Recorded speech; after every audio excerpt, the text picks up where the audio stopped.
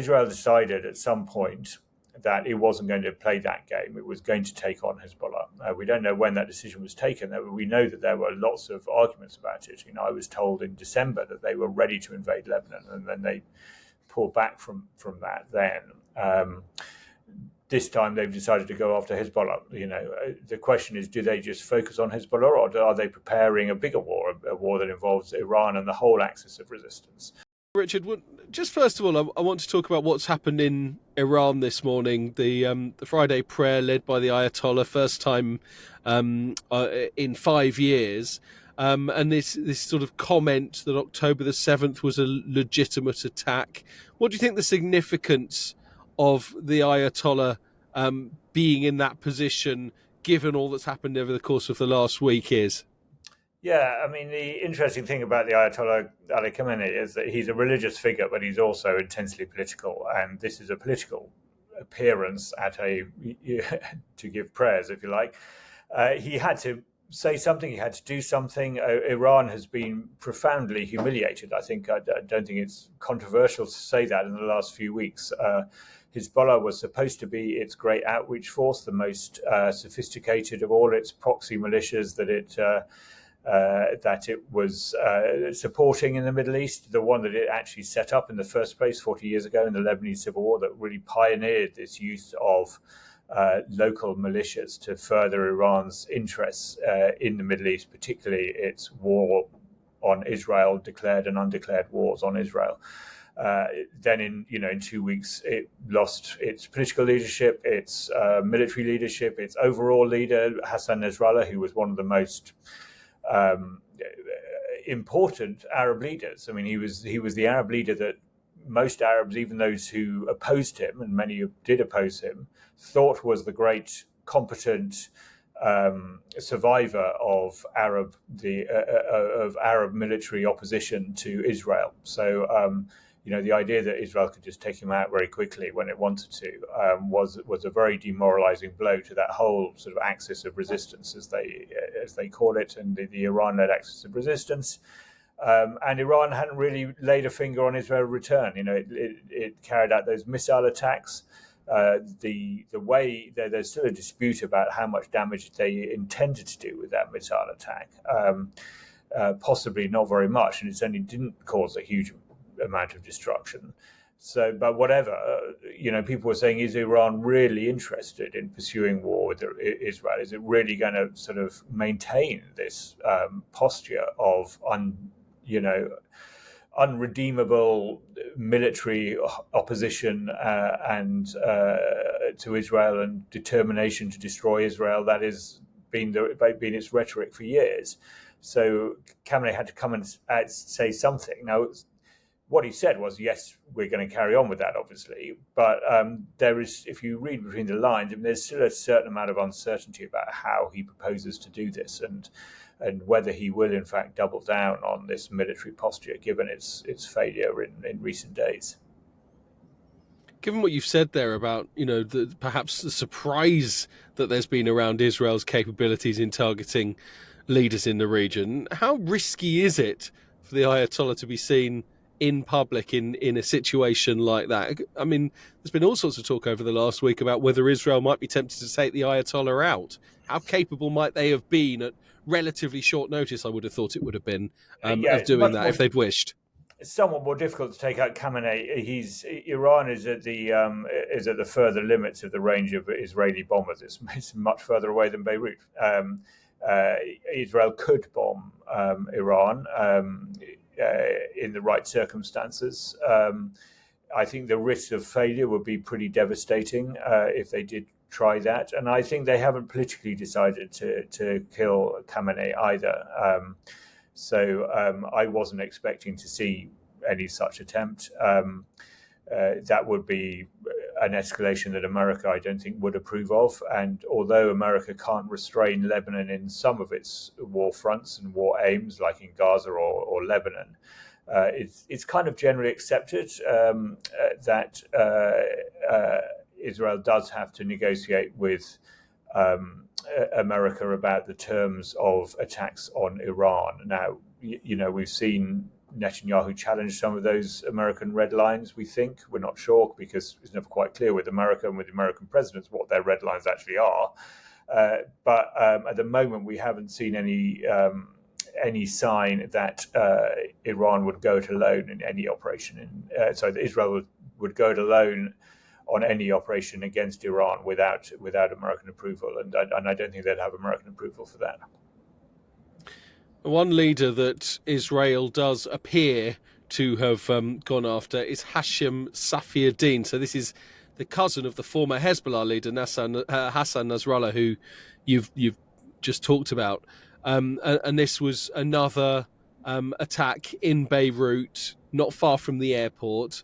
Tell us a bit about Safieddine. Why are we confident that he was or is planned to become the new leader of Hezbollah, and why is it important for Israel to try and take out his threat?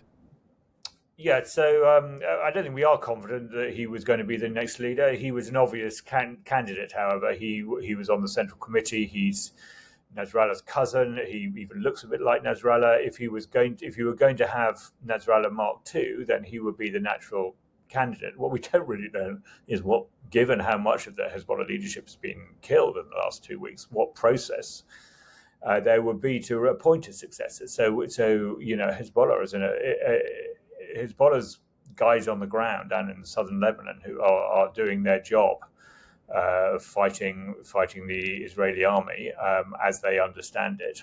That level of operative is still going, but the political leadership is pretty devastated. And I think people think he was going to be the successor just because there weren't so much of the rest of the leadership had gone. And Nasrallah was popular amongst the pro-resistance, the pro-Iran factions, not only in Lebanon but in the Arab world. So there's obviously a strong temptation to say yes, he should take over, and for that reason, he would be a target for Israel. Israel is sometimes it's sometimes pointed out by critics of Israel's policy of assassinating opposing leaders that it can be self-defeating. They killed Nasrallah's predecessor, and then they got Nasrallah, who was a much tougher nut to crack, a much more skilled political operator, and a man who really did build up Hezbollah into a major threat to Israel, which it still is in many ways. So I think by saying, we're not just going to wait for number two to take over and rebuild Hezbollah, they're saying, we'll come after you too. We don't know how successful that raid's been yet. We don't know whether they did in fact kill him. They're just saying they targeted him at the moment. How long do you think Israel continues with this? How long does Beirut remain threatened by Israel? Because still they talk about clearing southern Lebanon, don't they, in order to get residents from the north of Israel back home. We don't totally know what all of this bombing of Beirut is, do we? Well, I think I said the other day, what the really big question is: which wars does Israel want to fight? It's clearly decided that it's not just going to fight the Gaza war. Hezbollah came into the war just to support Gaza. Hezbollah wasn't planning a major attack on Israel, though it has the capability of doing so. It was going to leave, the Iranian strategy is that you undermine Israel over the long term by a repeated series of conflicts coming from different angles. The Gaza conflict is one angle. Then at another time you'd have a conflict with Hezbollah in Lebanon, if you like. So Israel decided at some point that it wasn't going to play that game. It was going to take on Hezbollah. We don't know when that decision was taken. We know that there were lots of arguments about it. I was told in December that they were ready to invade Lebanon, and then they pulled back from that then. This time they've decided to go after Hezbollah. The question is, do they just focus on Hezbollah, or are they preparing a bigger war, a war that involves Iran and the whole axis of resistance? Or do they just try and weaken Iran by taking out a second of its proxy groups, the most important of its proxy groups in Lebanon? at least for the time being. I mean, presumably Hezbollah or a new Hezbollah can spring up to take its place, just as Hezbollah sprung up to take the place of the PLO, which Israel drove out of Lebanon in 1982. But if you wanted to put in place a plan that did as much harm to Hezbollah with as few risks to Israel as you could, if you wanted to say, right, this is the second war, this is how you would do it. You would take out, Mossad has incredible technical abilities now, which the world wasn't quite aware of. I mean, the world knows that Mossad is pretty smart, but they've seen, some what you might politely call screw-ups by the Israeli security apparatus over the years. There was the 2006 invasion of Lebanon, which didn't go entirely Israel's way. Then there was the failure of October the 7th itself. But that kind of ignores that Mossad has used extraordinary technological abilities, everything from interception to artificial intelligence and machine learning to decode and scroll through millions of messages, phone calls, and the rest of it to identify where Hezbollah is and operating from, including its leaders. And this gave it a massive advantage. So you take out all the leadership, and then you make a relatively controlled campaign in the south to take out the key Hezbollah infrastructure, and then you see where you are.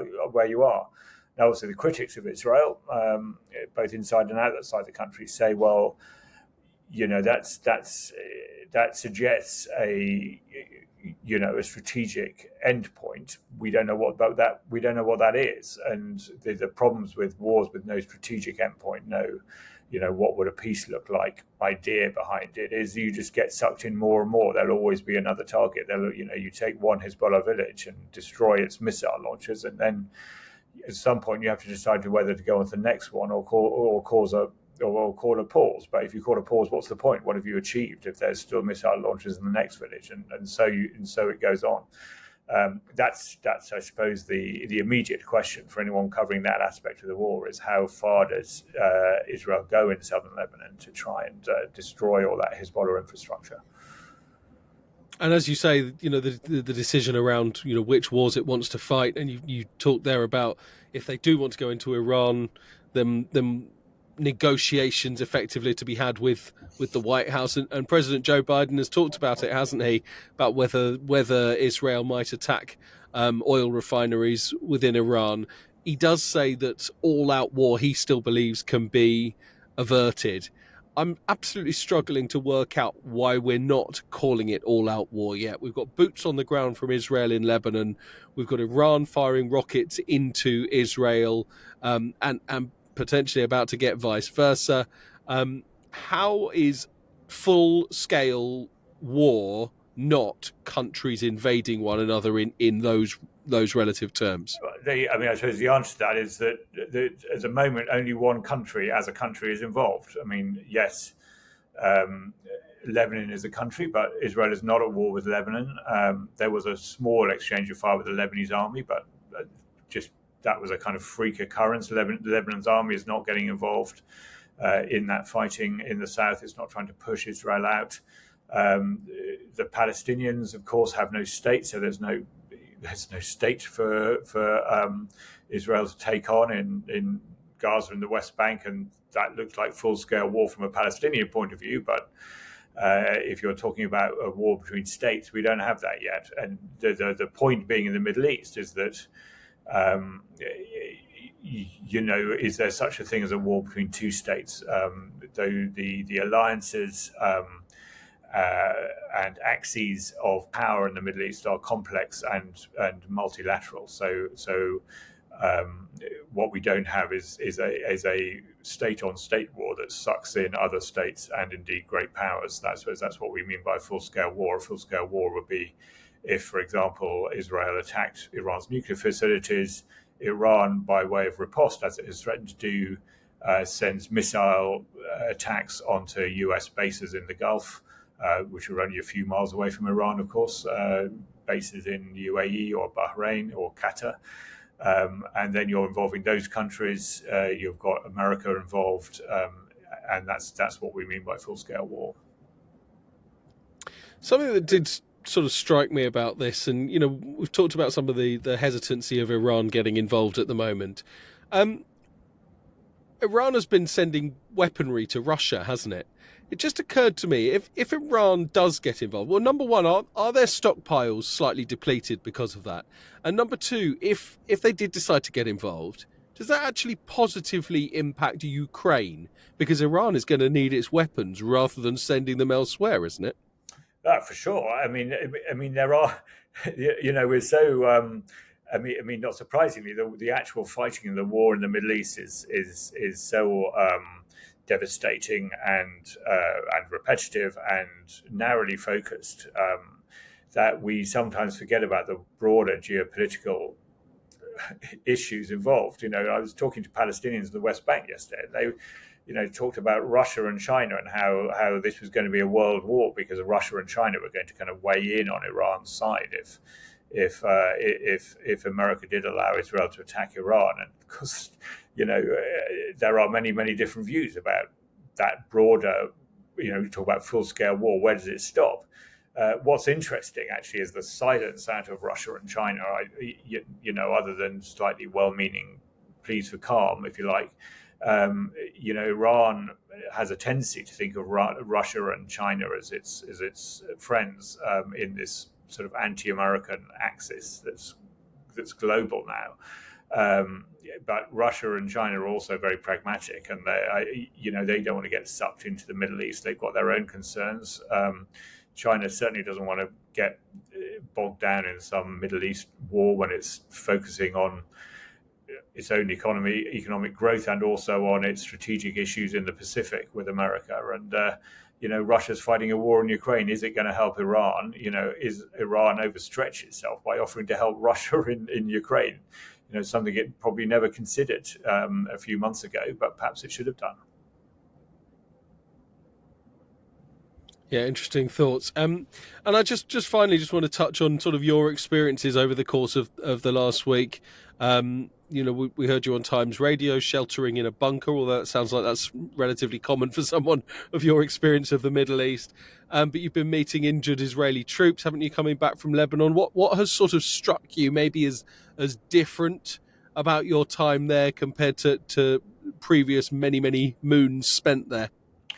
Well, the question that you try and answer if you step back a bit at the moment, particularly as the anniversary of the October 7th attack comes up on Monday, the question is, apart from all the those big questions you asked about all-out war in the Middle East and the geopolitics and of course the human suffering that we've been recording on a daily basis, the sufferings of the people of Gaza, the other civilian victims, the trauma in Israel of that attack a year ago.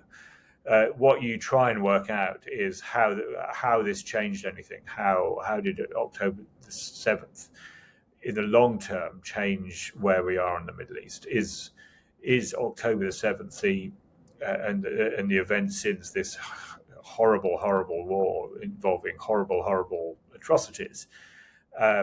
Is this the moment at which the Middle East says, enough's enough, surely there must be a better way? Or does it just harden attitudes? There was a little bit of me. I mean, I'm old enough to have reported a bit on the Northern Ireland conflict in the 90s. And right at the beginning of my career, I remember a reporter from Northern Ireland, a Northern Irish reporter, saying to me that one of the reasons that he thought that it was a mood change, he said, after a particularly vicious round of bombing and tit-for-tat killings in the early 90s, where he felt people were thinking, we've got to stop now, otherwise, we will be Bosnia, which was happening at the same time. We can't, the Northern Irish War the conflict was terrible, but even it pales into significance beside other recent wars. There were 3,000 or 4,000 people killed overall in those 30 years. And he said that people were just saying this has to stop. We have to do something to stop this before it gets any worse. And there was a little bit of me that thought a year ago, well, maybe the astonishing scenes on October 7th, the absolute brutality of what happened on October 7th, and this mass destruction in Gaza, mass destruction of the civilian population, whatever the rights and wrongs of it, people obviously take all sides or none. Is that the moment where you say enough's enough? And there are voices saying that there has to be a better way. But sadly, too many people on both sides have just given up on the other side, just say, we now have to win, whatever that means. And that's a kind of grim consequence, and perhaps the purpose of terror attacks like that they're intended primarily to polarize and strengthen the most extreme responses. It's fascinating that, because there are plenty of people that you speak to, that even I guess just ideologically feel, attached to one side or the other of this, that sort of say, well, October the 7th, yes, horrible atrocity, yes, a terror attack, but not the start of this. This is a historic thing, that the last year does not count as just the beginning of a battle between Israel and Palestinians or Hamas or whatever it might be. Yeah. And yet what you're saying is that there may be at some point something that is so big that they go, even if you are on the side of, in quotes, that those that carry it out, those that commit the atrocity, actually that's so bad, we need to find another way. But you almost sound like you can't work out what that might be nowadays. No, I mean, the thing you always hope for is, once a war's started, at any point, you never know when a war's going to start. And I suppose you think, in any situation of stress and tension, you could say this is the year that the war starts. And likewise, once the war has started, you can say, well, this is the month that it might end, but you can't.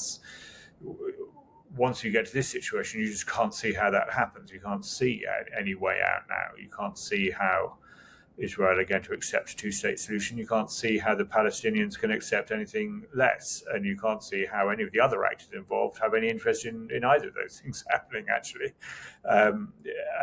So what to do? I mean, we always say, well, all wars have to end sometime. Well, maybe they don't.